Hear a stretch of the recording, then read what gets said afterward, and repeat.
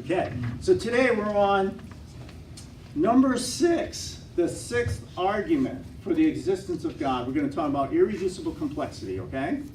How many people have even heard of that before? Okay, so we got just a couple. This is good. This is good. All right, so this is about that question that everybody asks. This is a question everybody has. Where did I come from? Right? Everybody asks this question.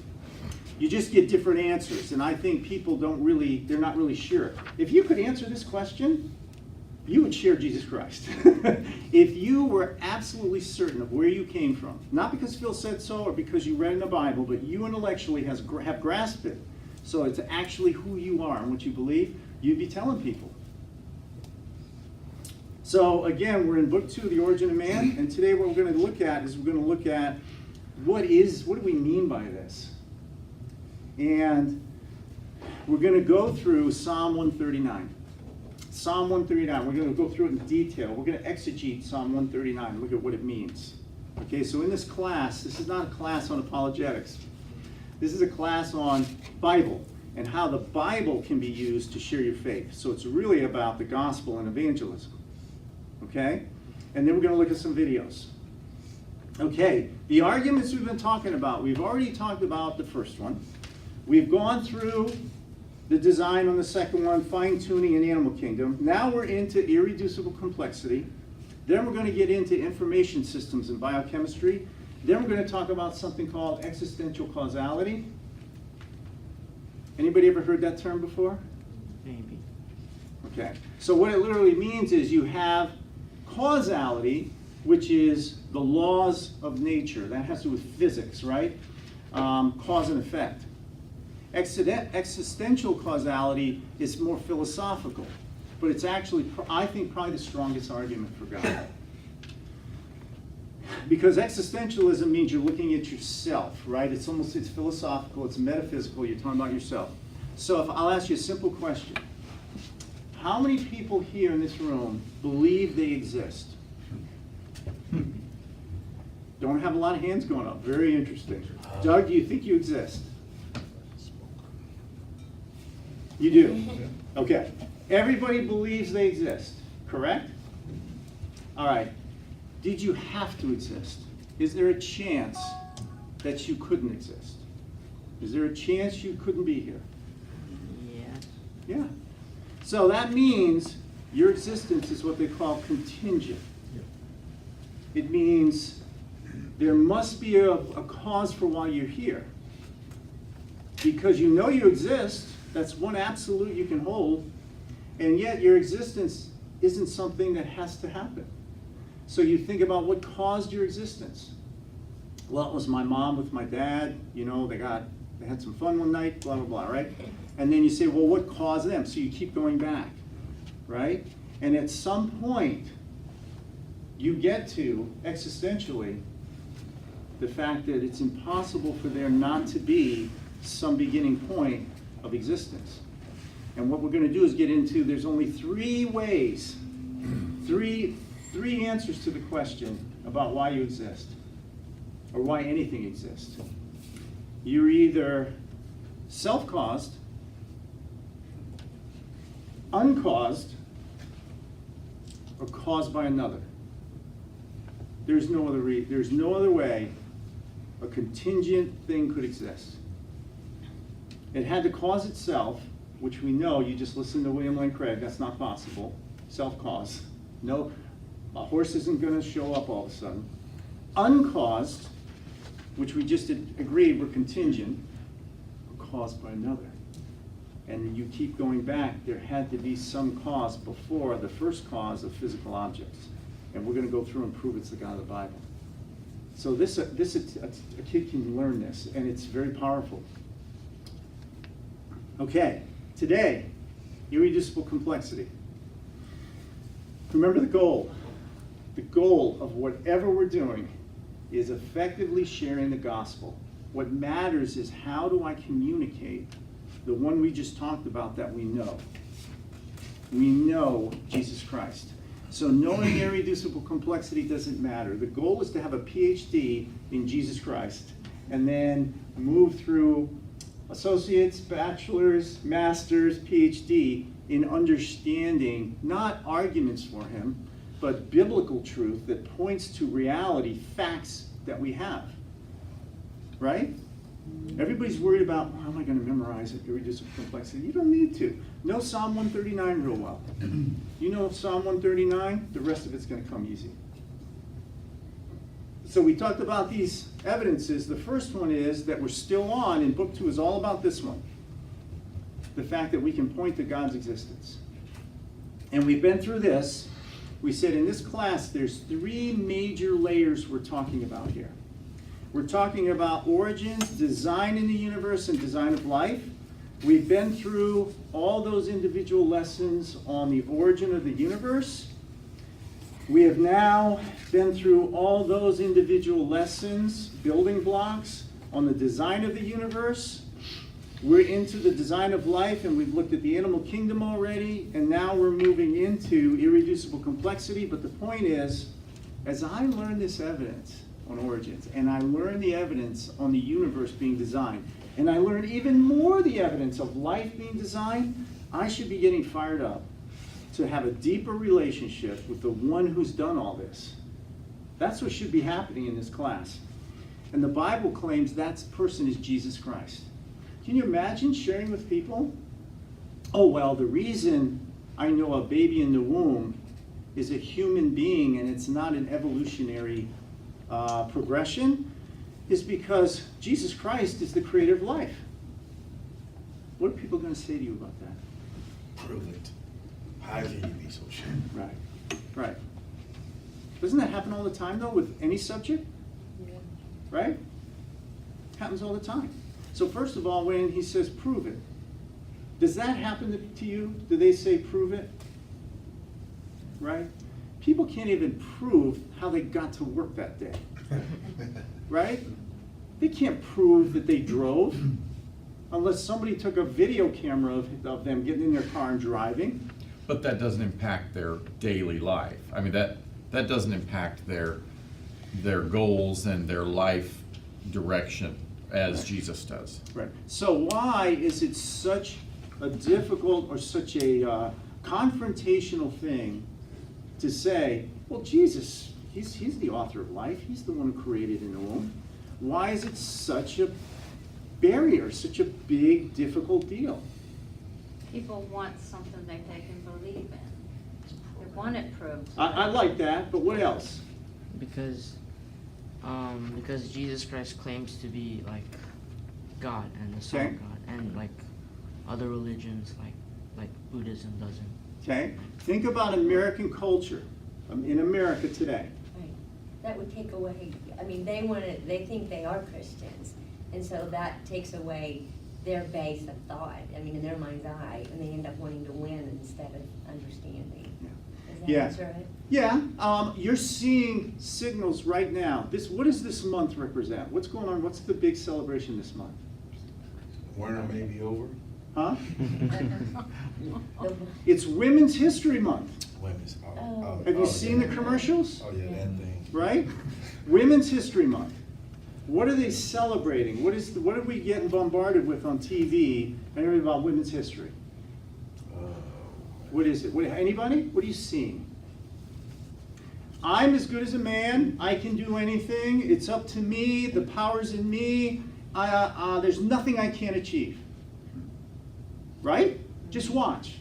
Yeah. Here you have a Bible that says you're weak and helpless. You're a sheep. You're not an eagle.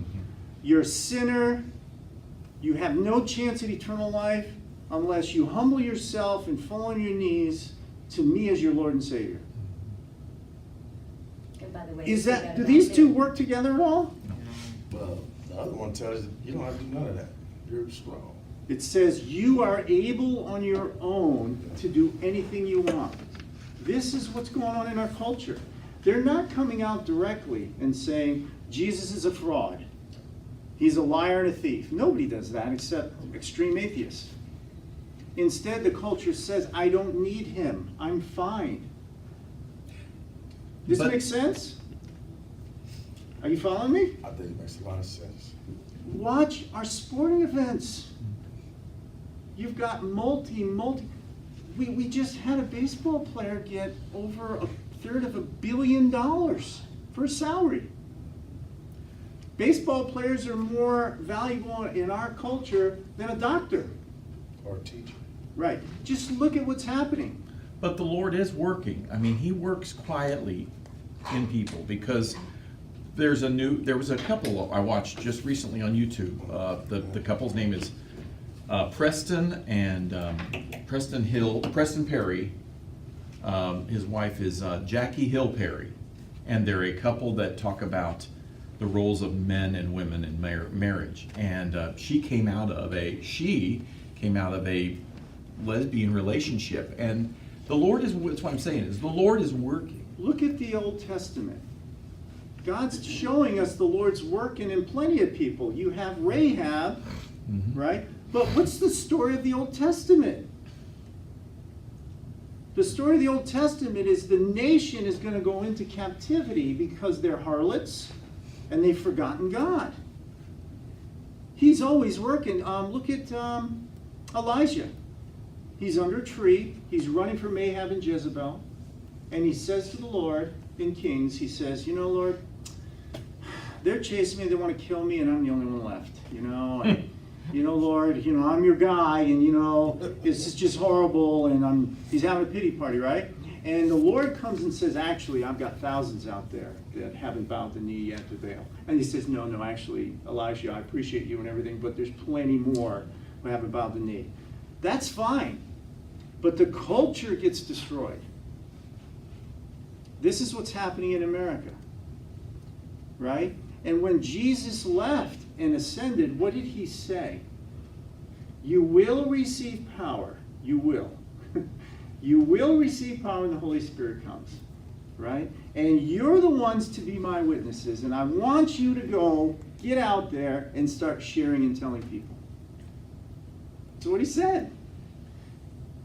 All right, so what you've got is a clear picture in the Bible that Jesus Christ is creator and author of life. And we don't want to say it.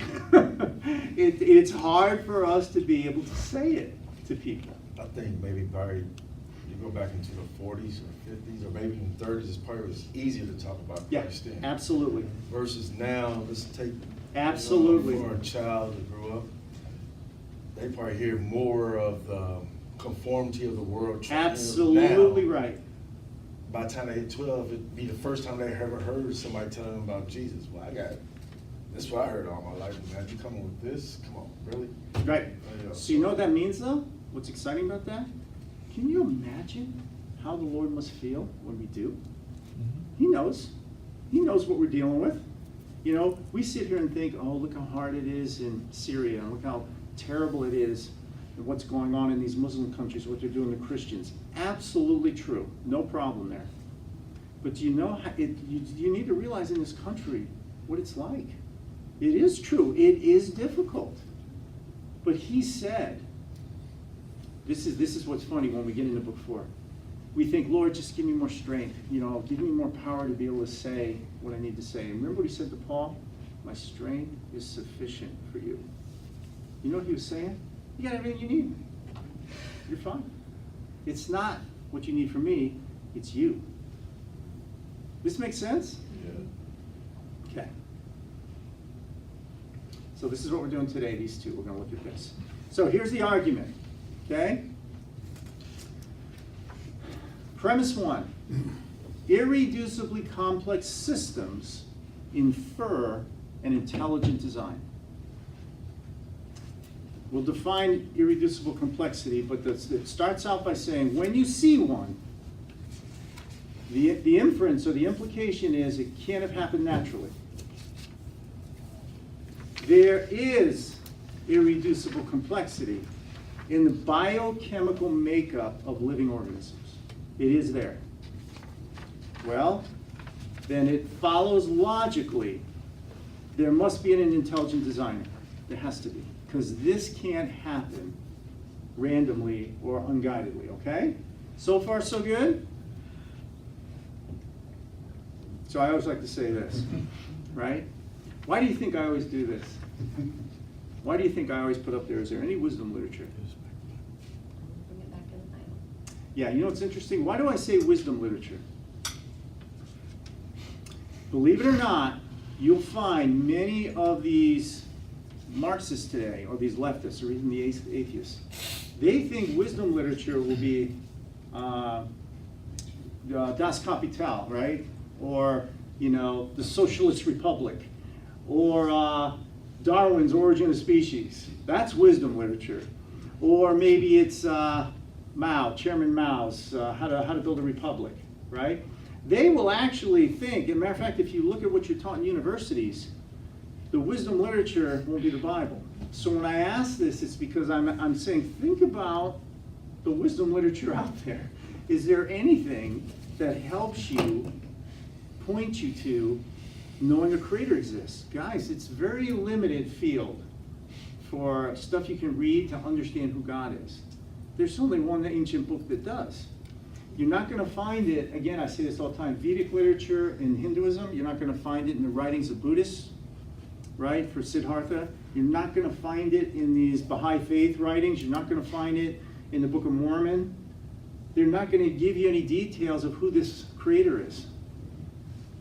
The Bible, pretty straightforward. You formed my inward parts. You covered me in my mother's womb. I'm fearfully, wonderfully made. My soul knows it. My frame wasn't hidden when I was made in secret. We're going to break this down so you can understand it. You won't find another book, ancient literature, wisdom literature that explains how a human being comes into existence in the womb. There is no other book that does it. Our Bible does. Psalm 139. Okay. What's an irreducible complex system? Here's a definition. This is coined by William Behe. He actually created it. A single system which is composed of several interacting parts that contribute to the function of the whole, and if you remove any of the parts, the system can't work. All the parts have to be there at the same time. You can't have a system with 10 parts, and you're going to add them, and as you're adding them, the system is working. As silly as it sounds, if they're not all there at the same time, it can't work. Let me show you what I mean. So an irreducible complex system means an organized system. It has a pre-existing blueprint. Each piece by the blueprint has been designed by someone to all be there at once, or it doesn't work. Example, computer boards, central processing unit. Now, a CPU board, and you name, there's many kinds of boards, an input-output board, there's multiple boards in a system. If I'm missing a resistor on this board, it doesn't work. This board can have 10,000 parts. If there's one part missing, it doesn't function. You can't work through this board and get it to work and then add parts and it becomes more complex and does more things. It either works or it doesn't. Are you following me? This is a big deal now, just think about it. It doesn't work without everything there. A mousetrap. If any piece of this mousetrap is missing, it won't catch mice. Everybody good with that? So, aggregate systems, systems that can build up gradually by numerous successive modifications. A sand pile, okay? I can keep adding parts to the sand pile, and it's just going to be a sand pile because slight modifications over time can add to that sand pile. Legos. I can build a car out of Legos, and I can have the parts all there for the car so you can tell it's a car, and I can keep adding them until I'm finished with it being a car, right? But there's a function to the Lego model. It sits there, right? So it's just a visual thing and you're just creating it. Same thing with the sand pile. If you have a purpose for the system, and that purpose has a function, irreducible complexity is that it has a blueprint and it requires everything there at one time. Don't let me go any further if you have questions. Do you follow me? You guys okay? Okay. Here's what Darwin said. If it could be demonstrated that any complex organ existed which could not possibly have been formed by numerous successive slight modifications, my theory would absolutely break down. That's what he said. Follow me? Okay. But even the people who follow this don't want to believe that. Yeah, they don't want That's to what's believe so crazy. I don't hear it. Guys, it's like getting pulled over by a cop, you're 15 miles over the speed limit, and you're gonna sit there and argue with him because he's wrong, right? He pulls out his gun and he goes, I'm sorry, here, 71 and a 55. Your gun's wrong, I wasn't going that fast. Well, I actually have a witness here who saw you going that. No, that's wrong. It's like, what are you doing, right? So you have directly this being said, where Darwin was smart enough to realize this. So the big question is, can you get an irreducible system for life? Can living things exist by successive modifications? Can they function? Is the question. Isn't that what a theory of evolution? Yes. Yes, that's the question. We've been teaching this in schools. It is the transformative philosophy of our time. Darwin is the big influence on Stalin and Hitler. We're going to watch a video. Matter of fact, I'm sorry we did it in book 1, that shows the Nazi movement embraced Darwinism because it separated the Aryan races from everyone else. Survival of the fittest. Survival of the fittest. It was a biological, war is a biological requirement. It's necessary because it ensures survival of the fittest. Okay? Let's watch a video, first video here. I remember the first time I looked in a biochemistry textbook and I saw a drawing of something called a bacterial flagellum with all of its parts and all of its glory. It had a propeller and a hook region and the drive shaft and the motor and so on. I looked at that and I said, that's an outboard motor. That's designed, that's no chance assemblage of parts. Bee's reaction was not surprising, for the molecular motors that drive bacteria through liquid each depend upon a system of intricately arranged mechanical parts. These parts come into focus when portions of a cell are magnified 50,000 times. Biochemists have used electron micrographs like this one to identify the parts and three-dimensional structure of the flagellar motor.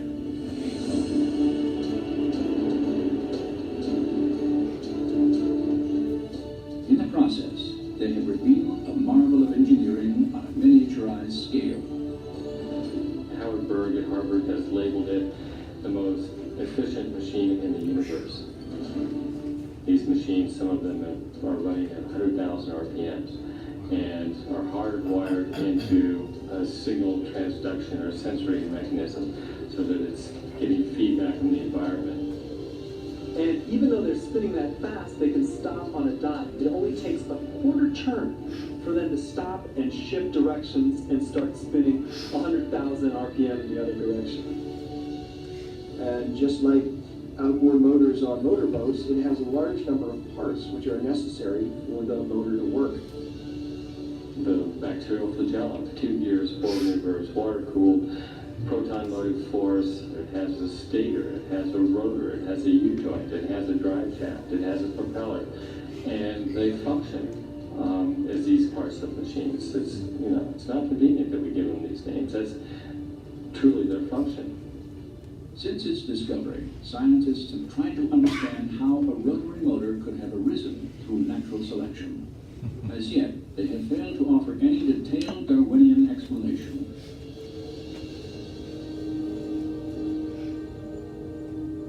To see why, we must understand a feature of molecular machines known as irreducible complexity.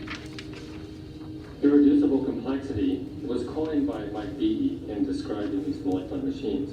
Basically what it says is that you have multi-component parts to any given organelle or system in a cell, all of which are necessary for function. That is, if you remove one part, you lose function of that system. The idea of irreducible complexity can be illustrated by a familiar, non-biological machine, a mousetrap. The trap is composed of 5 basic pieces: a catch to hold the bait, a strong spring, a thin bent rod called the hammer, a holding bar to secure the hammer in place, and a platform upon which the entire system is mounted. If any one of these parts is missing or defective, the mechanism will not work. All components of this irreducibly complex system must be present simultaneously for the machine to perform its function, catching mice. Irreducible complexity also applies to biological machines, including the bacterial flagellar motor. All told, there are about 40 different protein parts which are necessary for this machine to work. And if any of those parts are missing, then either you get a flagellum that doesn't work because it's missing the hook or it's missing the drive shaft or whatever, or it doesn't even get built within the cell. In evolutionary terms, you have to be able to explain how you can build this system gradually when there's no function until you have all those parts in place. Follow? So on this is on your small book for book 2, on page 110. But if you have a larger book, you can just go through the section where you do on the argument with DNA and machines, because I do a detailed explanation of ATP, adenosine triphosphate. It spins at 6,000 RPM. Now he just told you the flagellum's spinning at 100,000 RPM, and it only takes a quarter turn where it can stop and go back. When I wrote this book about 5-6 years ago, the fastest spinning motor we had was a Swedish car, manufacturer Koenigsegg, where it could go up to 241 miles per hour, and its torque spun at 5,700 RPM. So and it's huge. To get an engine to work like that, it's a big engine. We're talking about starting that makes it impossible. You're talking about microscopic, where you have to use an electron microscope inflated 50,000 times to see a stator rotor that spins at 100,000 RPM. And the balance and the torque, all those things on that area. And like you said, stop and turn. On a quarter turn. In a quarter turn. Right. It can't be done. It can't be done in engineering. Without spinning the whole body. the whole body, I mean, yeah. it stops and the body begins. It has a counterweight or it's gonna flip. It would rip it apart. We don't appreciate what we're dealing with here. No. Yeah. All right? This is why you get these pushbacks when you talk about Jesus Christ, is because they hate that, even though, listen to what we're looking at with the evidence.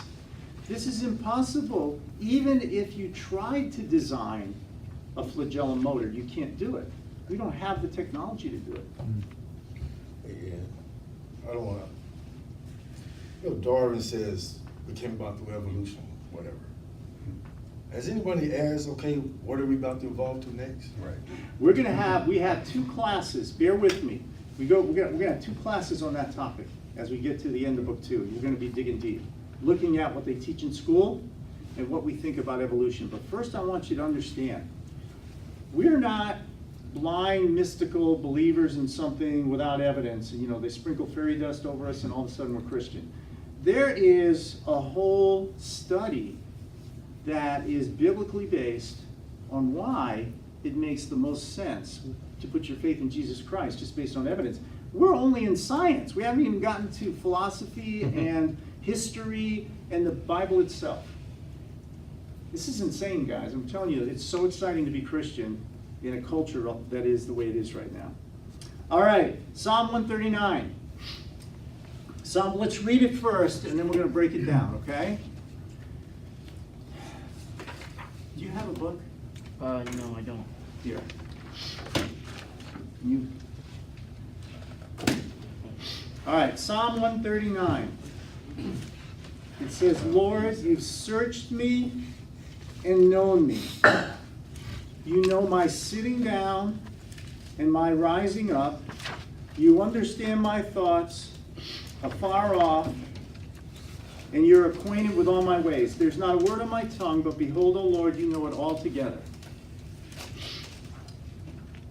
You've hedged me behind and before and laid your hand upon me. Such knowledge is too wonderful for me. It is high, I cannot attain it. Where can I go from your spirit? Where can I flee from your presence? If I ascend into heaven, you are there. If I make my bed in hell, behold, O Lord, you are there. If I take the wings of the morning and dwell in the uttermost parts of the sea, even there your hand shall lead me, and your right hand it shall hold me. If I say, surely the darkness shall fall on me, even the night shall be as light around me. Indeed, the darkness shall not hide from you, but the night shines as the day. Darkness and light are both alike to you. Now here he goes. For, the reason David has been talking like this, for you have formed my inward parts, you've covered me in my mother's womb. I will praise you, for I'm fearfully and wonderfully made. Marvelous are your works, O Lord, for that my soul knows very well. My frame was not hidden from you when I was made in secret. That's conception, by the way. Made is a Greek word that talks about the actual fabrication. So this isn't about, if you look back a little bit, it's the next verse where it says, I was made in secret, skillfully wrought in the lowest parts of the earth. Your eyes saw my substance being yet unformed. Think about that. He knew me before I was formed. Right? If you go back and look at Genesis, it says that God formed Adam out of the dust of the earth. It's the same word here in the Greek. So before I was formed, he was making me in secret, conception, but my substance existed before conception. You know why that is? Because I am not physical. You're talking spiritual being. That's exactly right.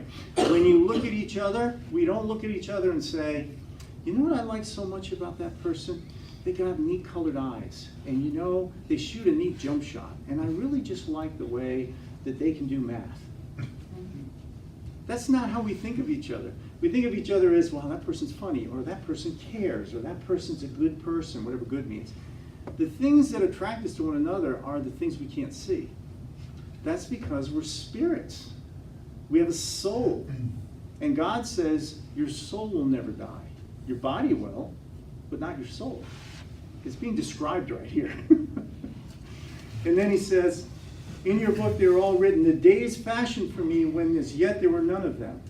So we'll stop there, and then we're going to continue on as we teach today, okay? So this is a very, very insightful, powerful section of scripture that actually defines how a baby comes into existence. You don't find this in any other literature.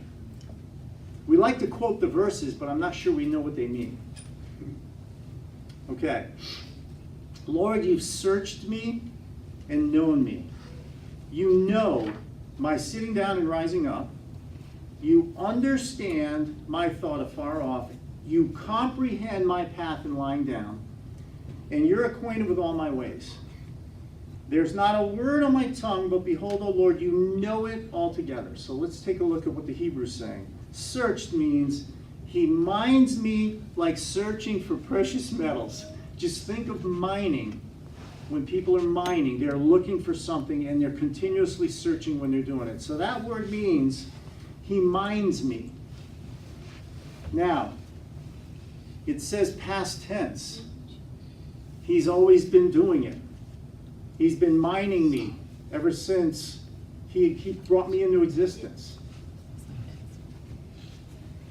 That would be scary if your best friend or your wife or husband could do that, you know? I know what you're thinking. I mean, you're watching that commercial, there's a woman in underwear. I know what you were thinking, you know? Imagine if we could do that with each other. It happens. Yeah. God does this continually with us. Nothing escapes his knowledge, no matter how hard we try to hide it. Look at this word for know. This word yada means intimacy in a relationship. It doesn't mean science, like I know a math equation. It means he knows me personally. Then he says, understand, he can discern, or intellectually. He can intellectually discern what I'm thinking all the time. You can't hide it from him. You know, you ever do that to someone? I know what you're thinking, right? He really does. He knows what's going on.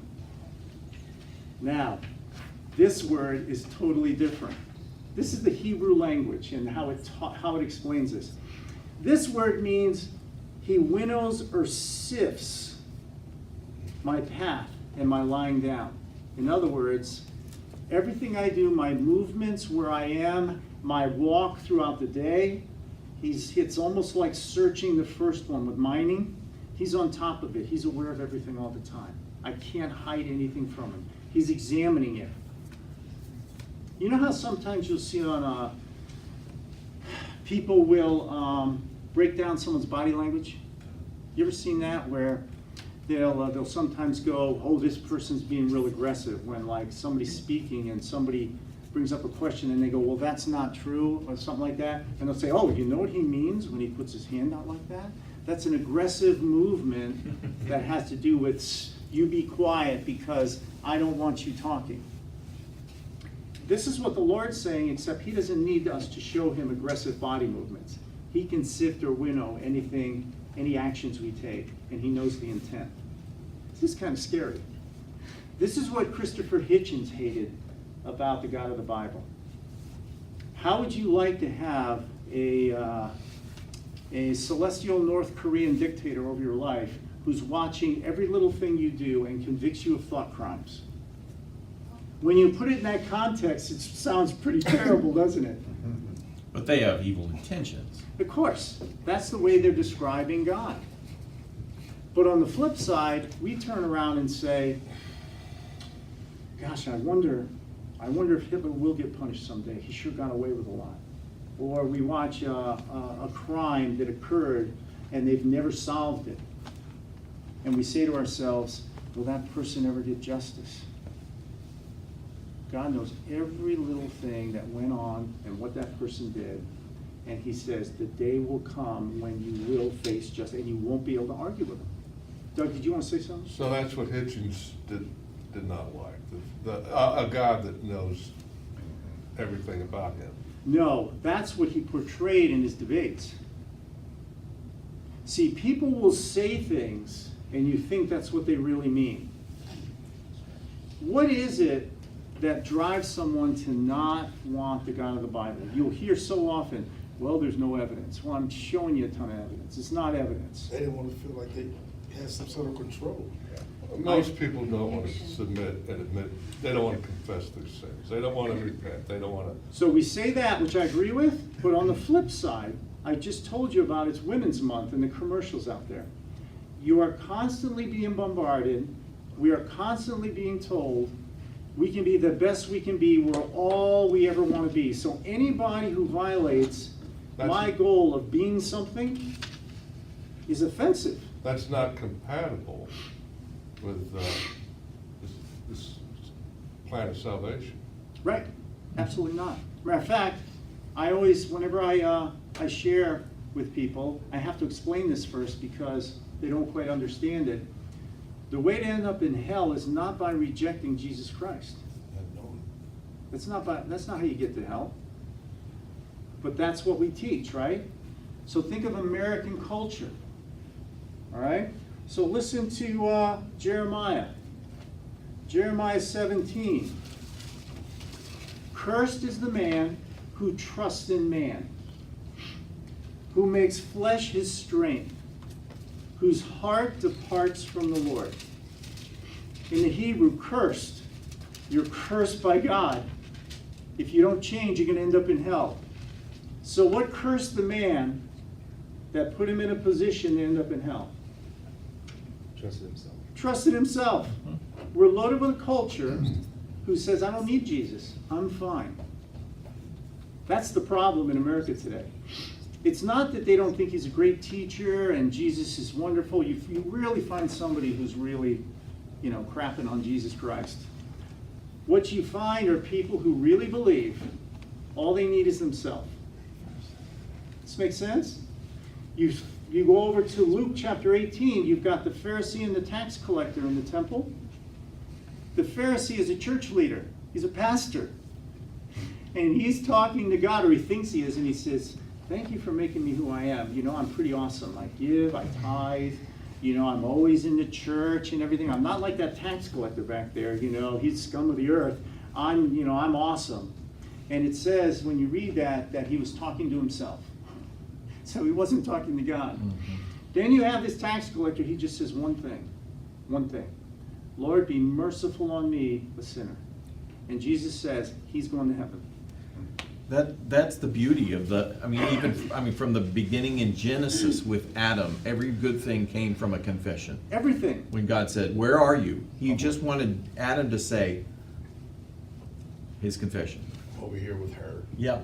C.S. Lewis once said, people will go into hell angry, not sorry. That's right. But they will go there cursing. Hey, just look at, all right, it's so funny, I go back to Dennis Prager because I love what he says. He goes, you ever notice that it's really hard to find a leftist or a Marxist who's happy? They're always mad at something. Everybody's always upset about something. Now, if you find Christians that are angry and upset, what do we say to them? They're not Christians. Lighten up. Yeah. Lighten up. What do you? Your life has meaning. What are you so angry about? All right, my boss fired me. Okay, big deal. I understand. Let's get another job. But meaning isn't in your job. Meaning is eternal. It's ultimate. The Marxists or leftists or atheists, that's all they have. There is nothing else. Right. I just happened to look at a video just before I left the house this morning. It's this AOC. And she was attacking FDR, Ronald Reagan, Yes, capitalism, profit making, everything. She's mad. She's an angry person. So again, look at your Christian worldview and say, do I have anything to offer people when they talk about the politicians they see on TV? You have the answer. We're sitting here. One thing I love talking to non-believers about, would you like it if it were true? Would the idea of heaven and eternal life be something that you think is attractive, appealing? Is that appealing? Where there's no more pain, no more suffering, forever with people you love. You'll never find one of them saying, no, that's the worst thing that could happen. I'd hate to be in a place where there's no pain or suffering with my loved ones. Say, okay, so on that basis, why aren't you interested in Christianity? Why not? Because that's a fairy tale. That's not real. That doesn't exist. How do you know? How do you know? Right. But how do you know that heaven doesn't exist? Is it possible? Does anybody know for sure heaven doesn't exist? No. So if you know for sure it doesn't exist and it's real appealing, why are you an atheist? Why be an atheist? It doesn't make any sense. Why not an agnostic? Why not search this out? If you know for sure that it could exist. And then they ask you, well, how you know for sure that it does exist? I said, I have this. Right. And you said, well, show me what you got that says it doesn't. Yep. But that's the straw man.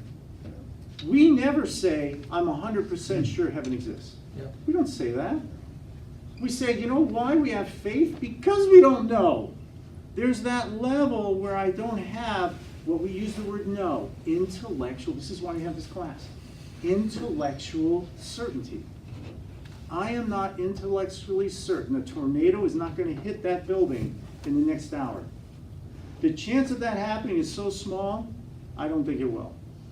But there's validity in the fact that you are able to picture that there could be a heaven, that you can imagine that there that you can imagine a heaven says something that you can Okay. even imagine. Okay, but that isn't even what matters. Because again, I can have Hare Krishnas and you can have all kinds of people. I mean, literally, they're flying into the World Trade Center with a jet load of innocent people because they can imagine paradise with virgins and they're being fed grapes for the rest of their life, right? We're putting the cumulative case together of all the information that points to the fact that the God that by far makes the most sense is the one who talks about heaven like this. I think they're also afraid to. I think they can be presented with all these arguments for, you know, the existence of God and that He designed everything and there's a heaven, but they think maybe they can't attain it because of everything that they've done and Right. they're just afraid. Right, so this class isn't for them. This class is not for them. This isn't so we can figure out how to get them to listen to me. This class is for you. It's for you. So that when you get cancer, when you have a child die, when you have these things happen, when you get laid off, you look at all of this and say, the Lord is with me. And it's not some fuzzy unknown thing. It's based on what we're looking at here. So we have comprehend, winnow or sift. Literally that means, when he says this, lying down in my path, it means every moment, whether I'm sitting or rising, he sees and knows and reads it. He knows why I got up. My thoughts are far off. He knows what I'm thinking, whether it's 15 seconds from now or 15 years later. There's no span he doesn't understand this. My actions, whether it's public, private, social, doesn't matter. And my words, before I even say them, he knows what I'm going to say. That's what scares me. That's scary. Mm-hmm. That's scary. I think the 15 seconds and 15 years is scary too. You know what I'm gonna say 15 years from now? That's right. He knows. So, what does that teach you about him? There's a name he has in Genesis 16. It's when Elizabeth kicks Ishmael and Ishmael's mom out, kicks them out into the wilderness, and they're going to die. Right? And when that happens in Genesis 16, God shows up to minister to her, to Hagar. He shows up to minister to Hagar so Ishmael won't die. And she says, the Lord's, let's go to 16. She called the name of the Lord who spoke to her, you are the God who sees. For she said, have I also here seen him who sees me? This is Hagar speaking. He comes in and saves her life and Ishmael's. Yeah, but look what we've got because of Ishmael. Yeah. So in other words, God shouldn't have done that.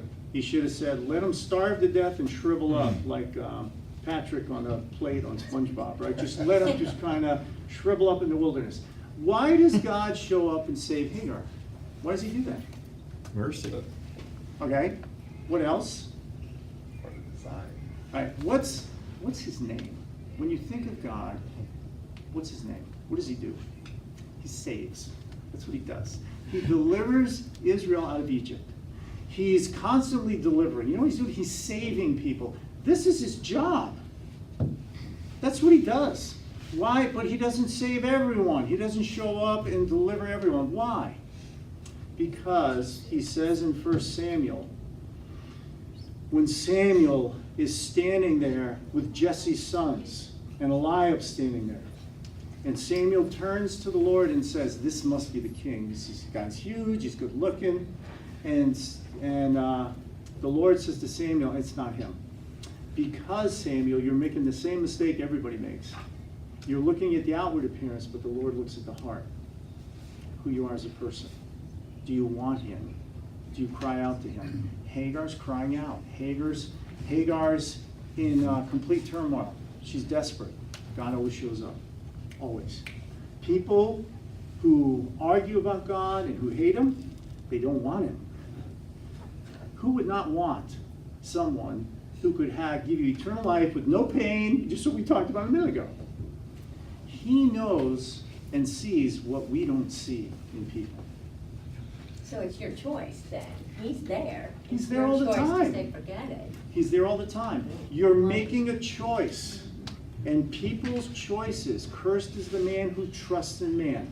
Where is that person, the Pharisee in the temple? He's choosing his own wisdom and righteousness as the key to eternal life. People do this every day. This make sense?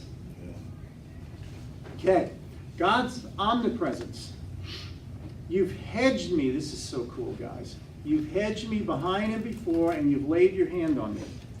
Such knowledge is too wonderful for me. It's high. I can't attain it. The word hedged means confined or surrounded, as if you're besieged by an army on all sides. So God literally has surrounded you. And it's not just surrounding, it's behind you and in front of you. So the Hebrew here for behind means he's actually, anything I've ever done in my past that he knows about, by his grace, because he's hedged me in, he's removing. This is David speaking as a Christian. He's saying, the Lord hedges behind me so that the things that separate me from him, he has actually chosen not to remember them anymore. And then he's before me. He knows the actions and thoughts so he can provide for me. See, sometimes we lose our job and we say, God, where were you? And then 5 years later, we think back on that moment and we realized what he did to get me where I am today. And we say, if I didn't go through that, I would never understand what he was doing. He does this all the time. In my life, I have so many examples of things that happened that were terrible. And I look back and I think there was no way I'd understand him as well as I do if that hadn't happened. So here that word literally means he's not looking in the future for my sins so that he can make sure he's ready to let me know about them. He's seeing in the future where he knows I'll need him. And he's already going to provide for me. I think that's probably one reason why people don't believe God. They say there is a God, then why is such going on? That's right. That's because they don't even know him, that these are tests, and he's telling us that we're going to go through that. But they don't know him to even know that. If you look in the Gospels, in the Gospels you have, it says, Jesus, as his custom was, went with his parents into the synagogue, right? And taught when he was older. But what that means literally, as his custom was, is while he was growing up. See, we don't have that in the Gospels, do we? We have his birth, then he starts his ministry. So what was going on the rest of the time? Was he on sabbatical somewhere in like Spain, or was he in the Riviera, having a good time, and then he came back? During that time, do you know what's going on? The Romans were slaughtering the Jews. He was in hiding. It was horrible. No, you know what he's doing? He was doing what a good child should do, obeying his parents, learning the craft of being a carpenter, going to the synagogues. Remember that one story where Joseph and Mary, they're heading home from Jerusalem, and they notice he's not with them. He wasn't even 12 yet. And they're like, what's going on? And they go back, and where is he? He's sitting among the teachers, explaining to them the scriptures. So here you have an example with Psalm 139 you can apply to your own life. Christ, when he's young, the Father is already setting the plan for his future and the purpose he has for his life. And Jesus is young, and all he's doing is he's obeying him. He's saying, you know what, Lord? The seventh commandment? It says that you should honor who? Your father and your mother. What did Jesus do when he's young? He could have said, hey, you guys, do you realize I know I'm only 8. I am God of the universe, so I don't want to go to bed yet. He could have been like that. He did exactly what his parents told him. It's pretty cool. So yeah, this is a picture, an application for our lives. Laid your hand upon me, right? This is literally gripped by the Lord. If you ever notice in some of the older movies, especially with the Foreign Legion, when a prisoner is being marched from one place to another, you'll always have someone with a hand on their shoulder walking next to them, right? You don't see it so much anymore, but the context is that you can't get away. All right, this is literally saying he's so near you can't get away from him. This is as a Christian now. This isn't a non-believer. This is David talking about how close the relationship is that you have with him. Such awareness to intellectually understand this is so far beyond me. It's like, I can't understand how you can be this close, no matter what I'm going through. Is this not the coolest thing? So when people say, prove it, say, come on, man. We're going through all this evidence, but I got to tell you, I know him. I know how he acts in my life. Fearful to an awesome degree. Where can I go from your spirit? Where can I flee? If I ascend to heaven, you're there. If I make my bed in hell, you're there. If I take the wings of the morning, I dwell in the other parts of the sea. Even there, your hand will lead me, your right hand will hold me. He's giving examples. All these different extremes. It doesn't matter where I try to hide, where I go, he's there. Lead, govern. That word means to govern over my life. Remember Jesus talked about you're either a slave to righteousness or a slave to unrighteousness. He's saying when you become his, he's your master. That's what people don't like. Celestial North Korea, give me a break, right? But that's the issue. People are giving you a little signal why they don't like it. It's because of how it's described. He wants to govern your life. He doesn't want to give you suggestions. And maybe you'll like them. Your right hand holds me to seize as a fugitive by the law. He's literally saying, you have no control over your life anymore. You're mine. That's what he wants. If you look in, it just reminds me of a verse in Romans where Paul's trying to get people to understand this.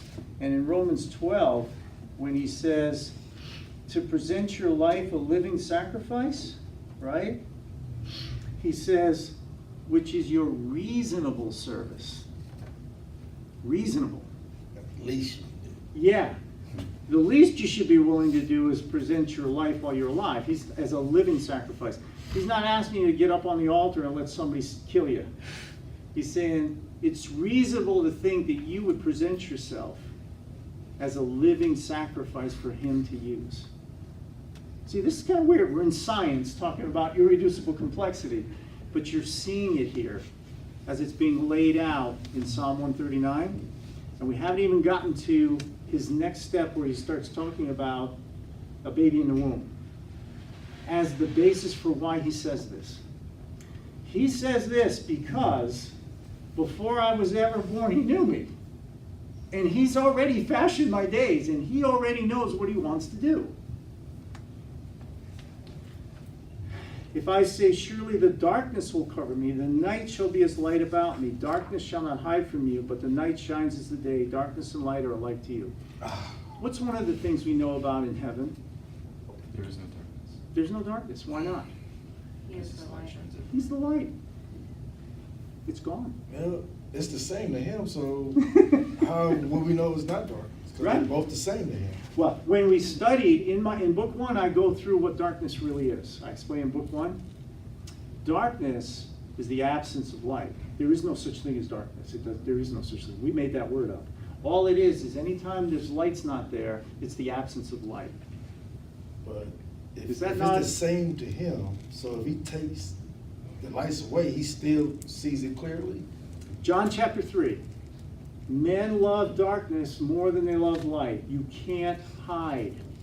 There's nowhere to hide. That's what he's saying here. But if darkness is the absence of light, why is light not the absence of darkness? Because light is what begins everything that we can measure. I can measure a photon. I can measure gamma radiation. I can go to the periodic table of elements and I can actually measure light. I can't measure darkness. There is no measurement for darkness. It doesn't exist. Hot and cold.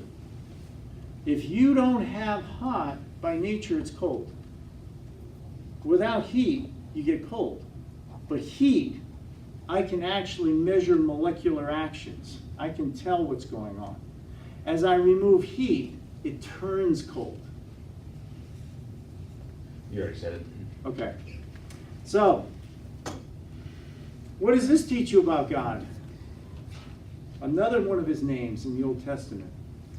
It says Yahweh Shammah says he is always, everywhere, all the time, present with me. Always.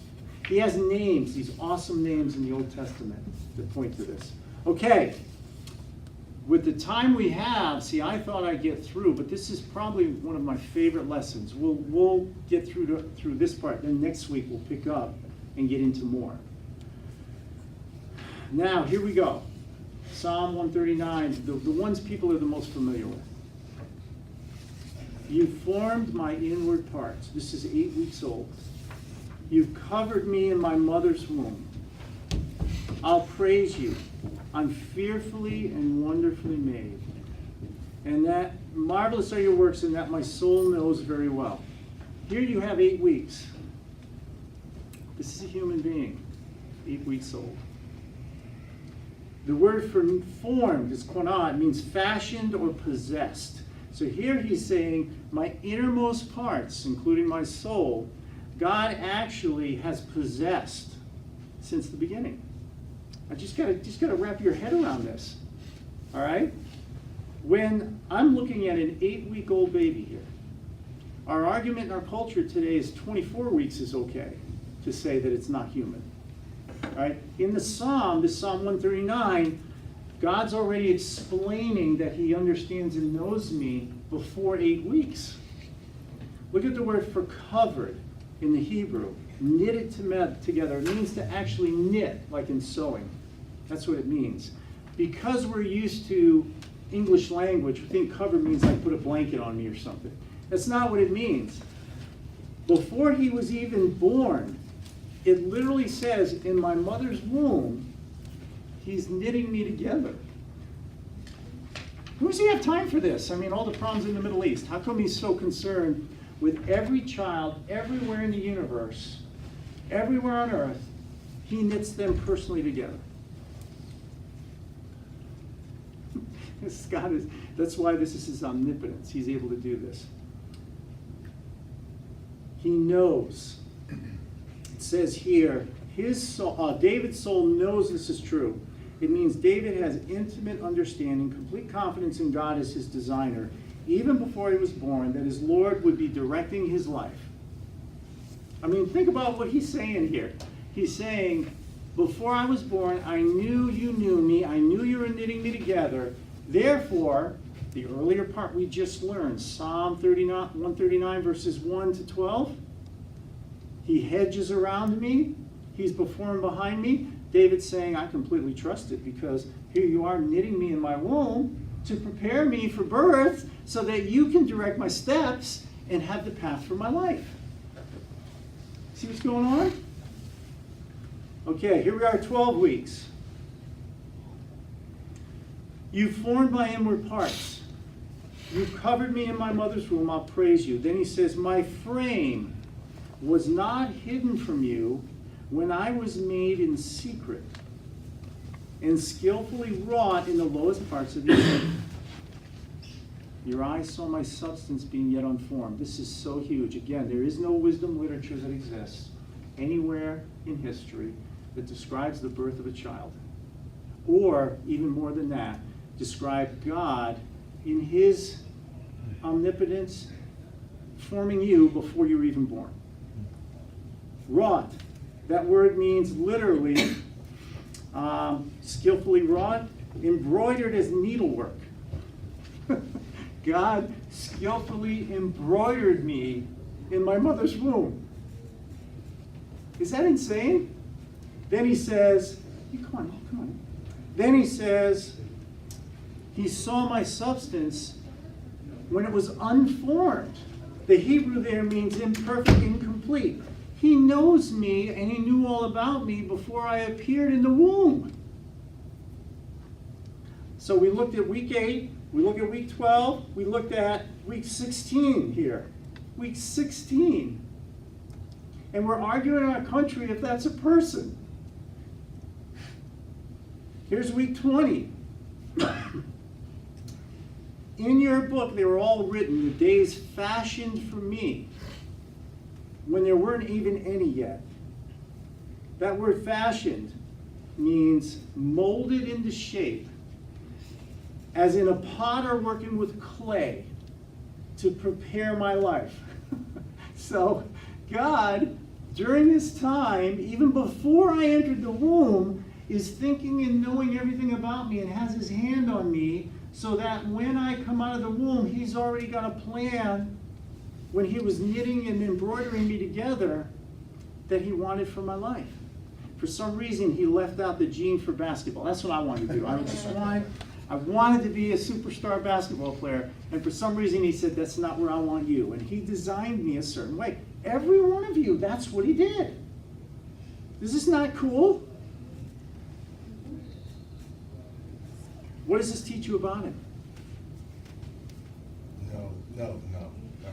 No, we need to see. God designed us, but we make choices throughout our life to alter Yes. what he Absolutely. had intended for us to do. Absolutely. And why is that? Why doesn't he program me?